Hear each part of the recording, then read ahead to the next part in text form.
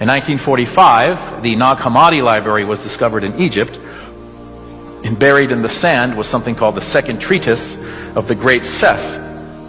Now, Ehrman dates it to the 3rd century in its original composition, so it's very late compared to the New Testament Gospels. Nonetheless, in this book, we are told that a man named Simon of Cyrene was mistakenly crucified in Jesus' place.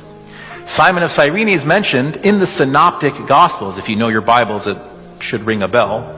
He's actually mentioned in Matthew, Mark, and Luke as the random man the Romans pulled out of the crowd and compelled to bear the cross of Jesus on the way to Golgotha. Interestingly, the author of the 4th Gospel, the Gospel of John, tells us that Jesus was bastazon ton stauron autou. He was carrying his own cross, thus contradicting the synoptics.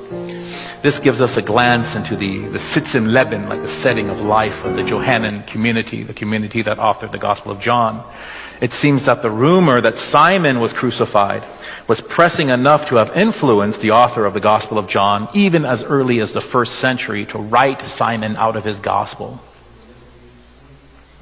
There was also a 2nd century Alexandrian Christian teacher named Basilides. According to St. Irenaeus in his Against Heresies, Basilides maintained that Simon of Cyrene was crucified after being, what he says, transfiguratum, transfigured, so that he was thought to be Jesus. Jesus then assumed the likeness of Simon and stood by laughing at the proceedings. So here we have substitution via supernatural identity transference being taught by a popular Christian teacher in the early 2nd century in a major center of Christian learning. Basilides even gives an isnad, a pedigree, if you will, for his teaching. Basilides claimed that his teaching came from Glaucius, who learned from Peter, who learned from Jesus.